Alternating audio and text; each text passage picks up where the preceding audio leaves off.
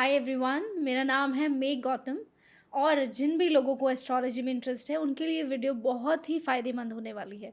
तो last video में हमने बात की थी आत्मा के बारे में कि आत्मा क्या होती है। और आज उसी से रिलेटेड हम बात करने वाले हैं कि आत्मा को मोक्ष किस तरह से दिला जाए और मोक्ष का क्या अर्थ होता है।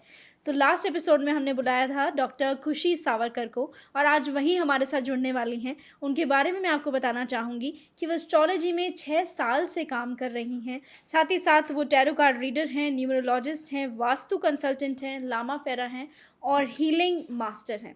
इंटरनेशनल अवार्ड्स जीत चुकी हैं और साथ ही 28 अचीवमेंट अवार्ड्स भी जीत चुकी हैं। तो चलिए उन्हीं से जानते हैं आगे की बातें कि मोक्ष का क्या अर्थ होता है। तो खुशी जी, एक बार फिर आपसे मिलकर बहुत खुशी हो रही है हमें। Nice to meet you. जैसे कि आप जो बता रहे थे मोक्ष मोक्ष की जो अगर हम बात करें तो मोक्ष ये चीज़ होती है कि हमारे जैसे कि हमने आत्मा की बात की थी कि जन्म और मृत्यु का जो समय होता है, जो आत्मा से हम जर्नी करते हैं, हर सोल की जर्नी हमारी स्टार्ट होती है। हमारे जो सोल की जर्नी जो है उसको ख़त्म करना, उसको कहा जाता है मोक्ष। ओके। यस। तो मोक्ष ऐसी चीज़ है कि जैसे कि हमें मोक्ष प्राप्त होने के बाद हमारी जो चीज़ें होती है, जैसे कि हमारे आत्मा की जो बूंद होती हैं, ये परमात्मा के पास जाके जो है पहुंच जाती हैं, मतलब लीन हो जाती हैं। एक बूंद बूंद मिलके एक सागर जो है ना जमा हो जाता है। एक बूंद बूंद से सागर बनता है, तो वो होता है मोक्ष। तो मोक्ष की परिभाषा काफ़ी अलग होती है, और मोक्ष मिलना जो है वो भी काफ़ी डेस्टिनी की बात होती है। ओके। तो ये बताया जाता है कि ये आपकी कुंडली में होता है कि आपको मोक्ष मिलेगा या नहीं मिलेगा, तो ये यस। कैसे पता चलता है? कुंडली में जो हाउस बने हैं, 12th हाउस होते हैं। 12th हाउस के अकॉर्डिंग हमारा जो हाउस जो होता है वो हमें अकॉर्डिंग की उसके हिसाब से बताया जाता है। जैसे कि 4th हाउस हमारा 8th हाउस और हमारा 12th हाउस। तो ये तीनों हाउस में जैसे कि प्लानिटरी चीज़ें देखी जाती है कि आपको मोक्ष कैसे मिलने वाला है। एंड जैसे कि अगर आपके वो तीनों हाउस में ना हो, तो जैसे कि आपकी जो कुंडली के हिसाब से आपकी जो राशियाँ होती हैं उसमें से सबसे आखिरी राशि अगर मीन राशि, मीन लगन की राशि अगर वो चल रही है, नक्षत्र आखिरी का चल रहा है, तो उसके बाद आपको जो है मोक्ष मिल जाता है। मतलब आपकी जर्नी अभी ख़त्म हो चुकी है। तो ओके। आप ये सोचिए कि आपकी फर्स्ट राशि में से लेके मीन राशि तक आपके 12 जन्म, 7 जन्म नहीं होते, 12 जन्म के बाद अकॉर्डिंग के बाद आपकी अच्छा, मृत्यु 12 होने के जन्म होते हैं, लेकिन मतलब हमने आज तक कह सकते हैं कि एक जनरल नॉलेज में जो हमने आज तक देखा है, सुना है, कहीं भी 7 जन्मों के बारे में सुना है। 7 जन्म नहीं हो सकते, क्योंकि जब 12 राशियों के अनुसार जब एंडी जब राशि के अनुसार जब हमारी मीन राशि की जब जन्म हमारा हो रहा है, और नक्षत्र भी जब एंड का आ रहा है, 27 नक्षत्र के जिसे एंड का जब जन्म आ रहा है, तभी हमारी मृत्यु जब हो रही है, तभी हमें मोक्ष मिल रहा है। उसमें भी आपको बहुत सारे कर्म ऐसे होगा कि नहीं, जब आपका जब लास्ट स्टेज जब आती है तो आप ऐसे करोगे कि बहुत धार्मिक स्थलों पे गुजर जाओगे, बहुत धार्मिक कार्य करोगे, बहुत ही धार्मिक रहोगे। जैसे कि कोई कोई होता है ना कि ये होता है कि मेडिटेशन करने के लिए चले जाते हैं वृंदावन में। आजकल आप देख रहे हैं कि बहुत ज़्यादा नामस्मरण के लिए वहाँ पे जो है काफ़ी टाइम समय जो है भगवान के लिए लीन बिताना स्टार्ट हो चुका है। जी। तो ये जो होता है ना, इनका आखिरी कर्म होता है, तो इसलिए आखिरी कर्म में हमें वो मेंटेलिटी चीज़ें वो समझ में आती है कि हमें अभी परमात्मा की तरफ पहुँचना है, हमें वो इंटेंशन आनी स्टार्ट हो जाती है। जैसे कि अगर आप देखेंगे अभी इंटरनेट में 3 साल का बच्चा काफ़ी वायरल हो रहा है, जिसका भागवत गीता से काफ़ी अच्छा कनेक्शन है, तो उसका आखिरी जन्म ही हो शायद। अच्छा।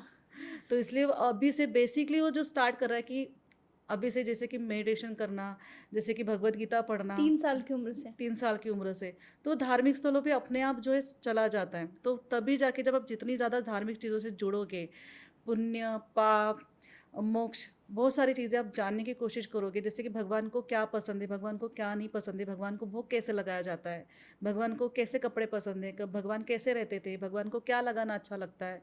तो हम भगवान के बारे में जब हम हमारा आत्मा से, जैसे कि बोलते हैं ना, आत्मा से परमात्मा का कनेक्शन जी। जब टच चीज़ें हो जाती है, तभी हमें जो है ना, जब हमारी जब मृत्यु होती है वो अपने आप हमें मोक्ष मिल जाता है। ओके। और मोक्ष पाने के बाद जो आत्मा होती है, सोल, वो कहाँ जाती है? मतलब क्या उसका ट्रैवल होता है? मोक्ष के बाद ट्रैवल है ही नहीं, मैंने कहा ना, मोक्ष के अच्छा। बाद ट्रैवल हमारा है नहीं। मोक्ष के बाद हमारी जो चीज़ें जो है ना, परमात्मा के चरण में जाके बूंद के माध्यम से अच्छा, मतलब वहाँ जिसे पे जाके मोक्ष मिल गया तो एक तरह से आप परमात्मा के चरणों में चरणों हमेशा में के लिए पहुँच रहने गए। वाले हैं। ओके। नहीं तो आपका ये साइकिल जो है। चलता रहेगा। जैसे कि हाँ। आत्मा से कनेक्शन जो है ना, जैसे हमने पिछली बार जो बात की थी कि हम्म। आत्मा से कनेक्शन हमारा चलता रहेगा, कि हम्म। आत्मा हमारी जन्म ले रही है और फिर से रिसाइकल किसी और के जन्म में जा रही है, प्राणियों के जन्म में जा रही है। जैसे कि आपके कर्म हो, जैसे कि क्रूरता वाले अगर आपके कर्म, अगर आप चोरी कर रहे हो, डकैती कर रहे हो या फिर किसी का खून कर रहे हो, तो आपकी वही चीज़ें जो है ना आपको घूमती घूमती उसी चक्करों में काटती रहेगी। अगर आप अच्छे कर्म कर रहे हो तो आपके अच्छे कर्म के माध्यम से, जैसे कि अभी अंबानी हो गए, बहुत अच्छी सी इंडस्ट्री उनकी जिनकी है, जिनके बहुत ज़्यादा हम्म। फाइनेंशियल अच्छी चीज़ें हैं, तो वहाँ पे हमारी पोस्ट हो जाती है। आपके कर्म ही जो है जो ये घूमते रहते हैं साइकिल। तो ऐसा भी होता है कि आपके कर्मों के अकॉर्डिंग आपको मोक्ष जल्दी मिल जाए, ना, ऐसे जो नहीं होता। समय निर्धारित है उसी समय पे? जिस समय पे निर्धारित है उसी समय में भी होता है। अगर हमें मोक्ष प्राप्त करना है तो हम्म। जैसे कि मोक्ष प्राप्त करने के एक दूसरा भी माध्यम है कि हम जैसे जन्म हमारा हो चुका है, भले हमारा स्टार्टिंग जन्म है या फिर तीसरा या चौथा जन्म है, राशि के अनुसार भी अगर मैं कहूँ कि मेरी सिंह राशि या फिर कन्या राशि है, तो मेरा जन्म और बाकी है, और बाकी और मेरा जन्म और कटेगा। तो उस अकॉर्डिंग अगर मैं परमात्मा में, जैसे कि मैं भगवत गीता पढ़ती हूँ, रामायण पढ़ती हूँ, विष्णु पुराण पढ़ती हूँ, शिव पुराण पढ़ती हूँ। शिव पुराण में भी कहा गया है कि अगर आप शिव पुराण भी पढ़ते हैं तो ये मोक्ष के द्वार पे लेके जाता है। आप नामस्मरण कितने करते, कितने मेडिटेशन करते, कितनी उनकी सेवा करते, कितनी उनकी भक्ति भावना करते हैं। कभी कभी ये होता है ना, जैसे पहले जो पूर्वज जो रहते थे, ये होता था कि अभी हमारी फैमिली की जिम्मेदारी कंप्लीट हो चुकी है और हम जो है ना अभी पूजा पाठ में, मंत्र उच्चारण करने में हम इन चीज़ों में समय बिताएं। अब भी ये हालांकि चीज़ें ख़त्म हो चुकी है, अभी नहीं होता है। अगर आप पहले के पूर्वज देखेंगे तो वो पहले जो होता था कि 40-45 साल जैसे बच्चों की जिम्मेदारी पूरी ख़त्म हो चुकी है, हम्म। उसके बाद हमारा जो टाइम रहता था वो बहुत ज़्यादा मंत्र उच्चारण में, कहीं तीर्थ स्थल पे ज़्यादा जाना, जी। धार्मिक स्थलों पे ज़्यादा जाना। अभी तो लोग शादियां ही 30 साल के बाद करते हैं। वही चीज़ है। तो जिम्मेदारी उसी तरह से लेट होती चली जाती लेट भी है। होती जाती है, फिर सडनली वही होता है कि हमारी मृत्यु की जब स्टेट बहुत जल्दी आने लग जाती है और हम ये चीज़ों को कर ही नहीं पाते। टाइम अच्छा। काफ़ी अभी जो बोलते हैं ना कि कम भी हो चुका है, पहले टाइम ज़्यादा था, सारी चीज़ें होने के बाद भी हमारे पास टाइम था, अभी टाइम नहीं है। अभी तो ऐसे है ना कि अभी काफ़ी ज़्यादा रील्स के माध्यम से, कैसे भी माध्यम से अभी धार्मिक स्थलों पे लोगों का जाना स्टार्ट हो चुका है। हम्म। वो 16 साल 17 साल के एज में ही स्टार्ट हो चुका है। तब धार्मिक स्थलों पे जाते थे जब बच्चों की शादी हो चुकी है, अभी कुछ अच्छा। टेंशन नहीं है, अभी 4 धाम करना चार है, धाम 4 बेसिकली। धाम करना है, अभी जी। सारे धाम करने हैं, वो चीज़ें चलती थी। अभी ये चीज़ नहीं रही, अभी तो एक ही सब लोग चले जाते। पर धार्मिक स्थलों पे जाना, धार्मिक स्थलों पे जाने के बाद भी उनकी सेवा करना, अभी सिर्फ धार्मिक स्थलों पे जाके रील्स निकाल के फ़ोटो खींच के हम आ जाते, पर ऐसा नहीं है। धार्मिक स्थलों पे तब जाना ऐसे होता था कि हम जाने के बाद वहाँ पे मेडिटेशन करें, पूजा करें, अर्चना करें, भगवान का कुछ नॉलेज लें, क्योंकि कहीं न कहीं वहाँ पे आश्रम होते थे। अब वो आश्रम का स्थान मतलब खत्म हो गया है। धार्मिक स्थल पे हम किसी मोक्ष की भावना से जाएं, या फिर हम ये सोचकर जाएं कि हमें भगवान से जुड़ना है, ना कि हम उसे एक टूरिस्ट मोक्ष के डेस्टिनेशन भावना की से तरह भी लें। मतलब ये होता है कि अभी जो हम धार्मिक स्थलों पे जा रहे हैं तो हमारी मनोकामना के लिए जा रहे हैं। जैसे कि काफ़ी स्वार्थ है। काफ़ी एक अच्छा सा एक, अगर इंडिया में बात की जाए तो हम बालाजी जाते हैं जी। साउथ में। तो बालाजी हम क्यों जाते हैं कि हमारा प्रॉफिट बन जाए, बिजनेस अच्छे से चल जाए। अच्छा। अभी शिव जी से लगाव ऐसे है कि कार्यस्थल पे ऐसे जाते हैं कि शिव जी से लगाव केदारनाथ ज़्यादा करके जाना चालू हो चुका है। तो अभी कैसे कि उन्होंने पार्वती के साथ ऐसा सच्चा प्यार किया था कि हमें भी वही प्यार मिल जाए, शादी मैरिज की बातें वहाँ से अच्छी तरीके से हो जाए। तो ये बात है थी कि हम हमारे काम के लिए जा रहे हैं, ऐसे नहीं होता। धार्मिक स्थलों पे जाने का कारण ये होता है कि आप कुछ भी धार्मिक स्थलों पे जा रहे हो तो भगवान से जुड़ने के लिए जाएं, क्योंकि वो चीज़ें जो है ना, आप धार्मिक स्थलों पे जुड़ जाएंगे, वो तो चीज़ें आपको जो भी मिलना है वो परमात्मा से मिलती जाएंगी। पर एक मोक्ष की तरफ भी जाने का एक रास्ता खुल जाता है। आप जाने, पूजा पाठ को जाने, कुछ पूजा करवा ले, या फिर जैसे बोलते हैं ना कि खुद होके मेडिटेशन कर ले, या फिर खुद होके साधना कर ले मंत्रों साधना से, तो चीज़ें और बढ़ जाती है। तो मैं आप आपसे जानना चाहूँगी कि ऐसा भी होता है कि किसी की कुंडली में मोक्ष नहीं है, तो अगर नहीं है तो उसके लिए क्या किसी को मोक्ष प्राप्त करवाया जा सकता है? यस, करवाया जा सकता है। अगर मोक्ष चाहते हैं, अगर आप इन जीवन मरणों से छुटकारा पाना चाहते हैं, कि आप नहीं चाहते कि आपकी रेस साइकिल ऐसे ही जो है ना बहुत ज़्यादा ख़राब होती रहे और हुँ। आप इन चीज़ों में जो है फंसते रहो, तो आध्यात्मिक का काफ़ी अच्छा माध्यम है। आप परिवार में रहने के बाद भी आप जैसे कि सारी किताबें पढ़ना स्टार्ट कर सकते हैं। जैसे कि हमारे घर पे तो मैंने पहले से ही जो है भगवत गीता पढ़ने के लिए बच्चों को बता दिया है। अच्छा। स्टार्टिंग भगवत गीता से करें। और मेरे पास जितने भी क्लाइंट्स आते हैं, मैंने सबको पहला मेरा जो एक ही मीनिंग्स होता है कि अगर आपको कुछ लाइफ में कुछ करना है तो मेडिटेशन भी नहीं होता है तो भगवत गीता का एक अध्याय तो भी पढ़ना स्टार्ट करें या फिर एक पेज तो भी पढ़े। तो जिससे आपकी चीज़ें नहीं कि हर चीज़ों में थोड़ी सी चीज़ें आपको आध्यात्मिक चीज़ें आने लग जाएंगी। जब आध्यात्मिक चीज़ें आने लग जाएंगी, जब आध्यात्मिक को ज़्यादा बढ़ा देंगे, सारे शास्त्रों के बारे में हम जानेंगे, मेडिटेशन को जानेंगे और परमात्मा की सेवा करेंगे। जैसे कि खास करके मोक्ष प्राप्ति करने के लिए विष्णु जी को काफ़ी ज़्यादा माना गया है, जी। इसलिए विष्णु जी की ज़्यादा करके भक्ति की जाती है। तो विष्णु जी की जितनी भक्ति करेंगे वहाँ पे हमारा मोक्ष प्राप्ति करने का रास्ता खुल जाता है। इसलिए सबसे पहले रामायण पढ़ी जाती है, भगवत गीता पढ़ी जाती है। पर कोई अभी तो जैसे कि ऐसी चीज़ें आ चुकी कि हम भगवत गीता ही पहले पढ़ लेते, फिर बाद में हम रामायण पढ़ते हैं।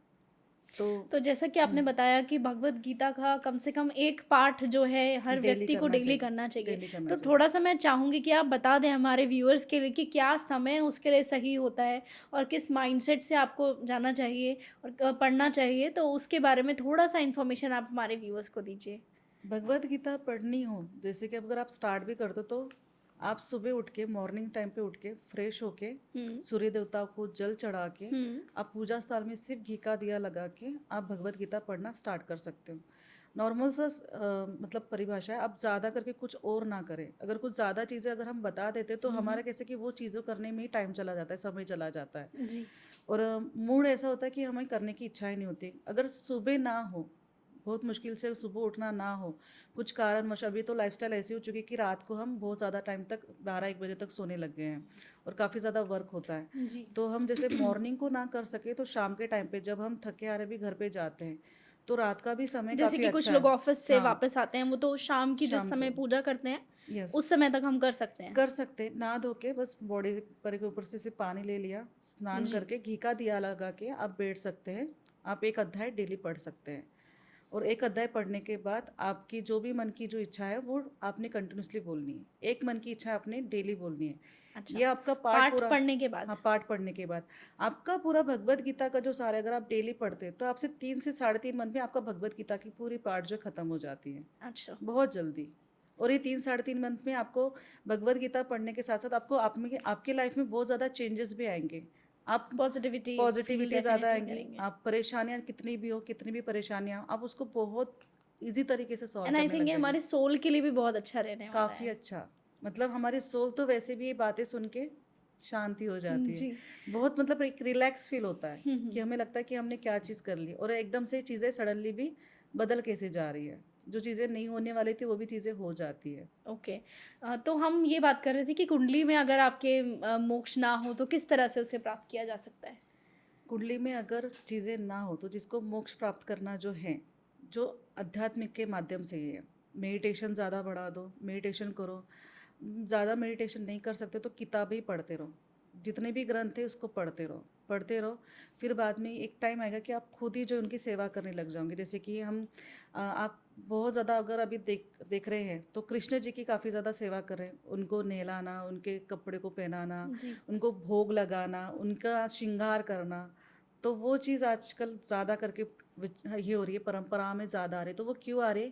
क्योंकि हम उनके साथ कनेक्शन हो रहे हैं, हम उनके साथ बात कर रहे हैं। अगर मेरे घर पे भी कृष्ण जी हैं, मेरे साथ एनी टाइम रहते हैं। पिछली बार मैंने जो एपिसोड किया था उसमें भी साथ में थे। तो जब कृष्ण जी को मैं नहलाती हूँ, पानी पिलाती हूँ, सुलाती हूँ, खाना पीना करती हूँ, जैसे कि हमारे बेबी की तरह हम पैम्पर करते हैं, बात करते हैं, कम्युनिकेशन करते हैं। तो उस कम्युनिकेशन से हमारा जो बोलते हैं ना, आत्मा और परमात्मा का कनेक्शन बन जाता है, सिर्फ इतनी चीज़ें करने से। उनको भोग लगाने से, कपड़े पहनाने से, वस्त्र पहनाने से, उनको सुलाने से, उठाने से, उनसे बात करने से।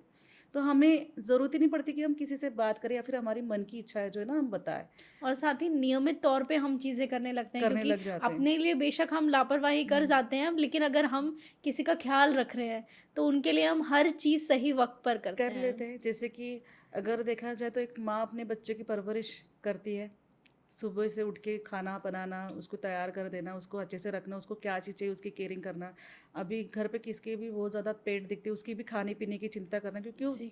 बात नहीं करता। वैसे ही परमात्मा के साथ भी आप अपना कनेक्शन बनाने लग जाते हो ना, तो वहाँ पे हमारा कनेक्शन बनने के बाद वहाँ से अपने आप मोक्ष की प्राप्ति होना स्टार्ट हो जाता है। बहुत ही ईजी वे है कि आप जितनी सेवा करोगे उतनी ही आपको जो बोलते हैं ना मोक्ष का द्वार खुलते चला जाएगा और आपके रास्ते भी अपने आप खुलते चले जाएंगे। और जीवन भी आपका ईज़ी हो कह सकते जाएगा, हैं कि आसान हो जाएगा। आसान हो जाएगा। बिल्कुल, तो आपसे ये बातें सुनकर हमें बहुत ही अच्छा लगा और आई एम श्योर कि बहुत इन्फॉर्मेशन ये सभी के लिए लाभकारी रही होगी।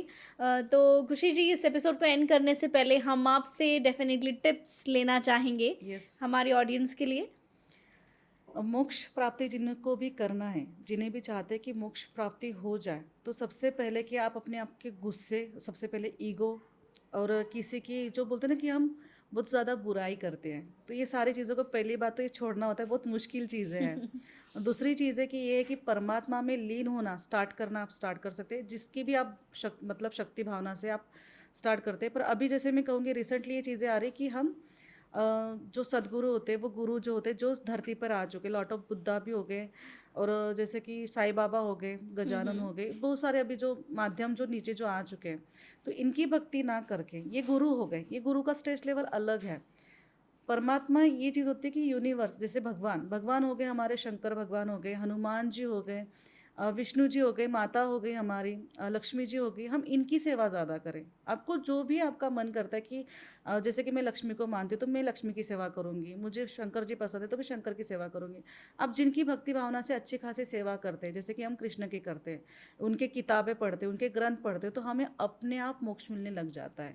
तो यही मोक्ष का द्वार है, एक तरह से अपना रास्ता खुद बनाने की खुद ज़रूरत बनाने है। की ज़रूरत है। Okay, thank you so much. एक बार फिर आपसे जुड़कर बहुत ही अच्छा लगा। तो तो डेफ़िनेटली हम अगले एपिसोड में आपसे मिलना चाहेंगे एक नई इंटरेस्टिंग टॉपिक के साथ। So thank you so much for joining us. Welcome, thank you.